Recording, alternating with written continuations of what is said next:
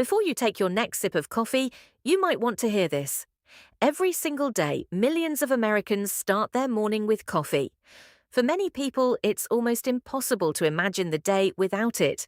But here's the problem. Depending on who you ask, coffee is either one of the healthiest drinks on the planet or a habit that's quietly hurting your body. So, who's actually right? Is coffee helping your brain, protecting your health? Or could it be increasing anxiety, ruining your sleep, and doing more harm than you realize?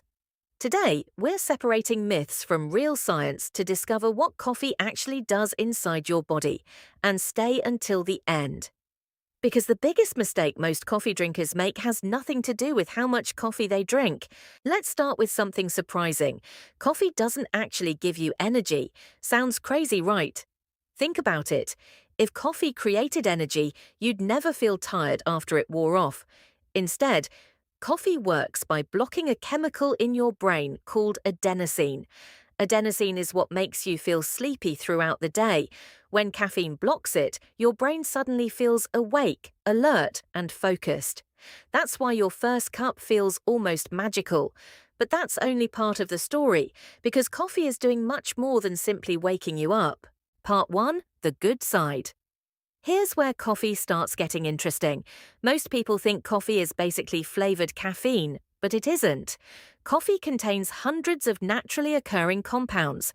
Many of them act as antioxidants. Antioxidants help protect your cells from damage that happens naturally over time. In fact, for many adults, coffee provides more antioxidants than almost any other drink they consume. Now, that doesn't mean coffee replaces fruits or vegetables, but it does show that your morning cup offers more than just a caffeine boost, and that's only the beginning. Part 2, your brain. Have you ever noticed that after your morning coffee, everything suddenly feels easier, you're more focused, you think faster. Even simple tasks don't feel as exhausting. That's because caffeine temporarily increases alertness and helps many people stay mentally sharp. This is one reason coffee is so popular among students, office workers, healthcare professionals, and anyone who starts work early in the morning. But there's something important to remember. Coffee doesn't replace sleep. It simply hides the feeling of being tired for a while. Eventually, your body still wants the rest it missed. Part 3, exercise. Coffee may even help before a workout. Here's why. Caffeine encourages your body to release adrenaline. That's your body's natural ready-for-action hormone. For many people, this can improve endurance, reduce the feeling of fatigue during exercise, and help them perform a little better. That's one reason caffeine appears in many pre-workout supplements. Sometimes, a simple cup of black coffee can do the job just as well. Part 4, what research suggests. Here's something many people don't expect. Large research studies have found that people who drink coffee in moderation often have lower rates of certain health conditions, including type 2 diabetes, Parkinson's disease, and some liver diseases. But this is important. These studies show a connection, not proof that coffee prevents those conditions. People who drink coffee may also have other healthy habits that influence the results. Still, the overall evidence suggests that moderate coffee drinking can be part of a healthy lifestyle for many adults. So, if coffee has all these potential benefits, why do some people feel terrible after drinking it? Part 5, when coffee becomes a problem. This is where everything changes. Coffee isn't automatically good for everyone.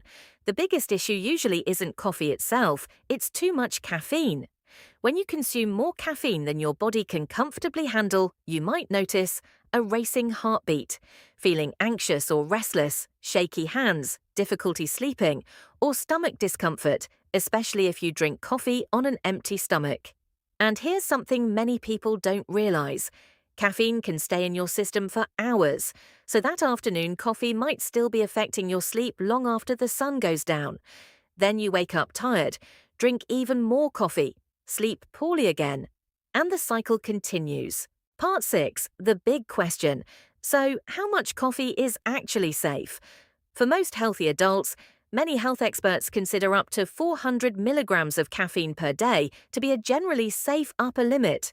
That's roughly 3 to 4 regular 8-ounce cups of brewed coffee, although the exact amount of caffeine can vary depending on how it's prepared. But remember, not everyone's body reacts the same way. Some people feel perfectly fine after several cups. Others become jittery after just one. Your body is the best guide. If coffee regularly makes you anxious, keeps you awake, or causes unpleasant symptoms, it may be a sign to cut back. Part 7. The biggest mistake. Remember when I said the biggest mistake isn't how much coffee people drink? It's what they put into it. A plain cup of coffee is relatively low in calories, but once you start adding large amounts of sugar, flavored syrups, whipped cream, or heavy creamers, the drink can become much higher in calories and added sugar. For many people, those extras, not the coffee itself, are what make the daily habit less healthy. The ending. So, is coffee actually good or bad for your body? The honest answer is, for most healthy adults, coffee can be part of a healthy lifestyle when enjoyed in moderation. It may help you stay alert, support exercise, and provide beneficial antioxidants. But drinking too much, or drinking it in a way that disrupts your sleep or causes unwanted symptoms, can work against you. At the end of the day, coffee isn't a miracle drink, and it isn't the villain some people make it out to be either. Like many things in nutrition, balance matters. If you enjoyed this video, let us know in the comments. How many cups of coffee do you drink every day? And if you want more simple, science-based health videos like this, don't forget to subscribe. Thanks for watching, and we'll see you in the next one.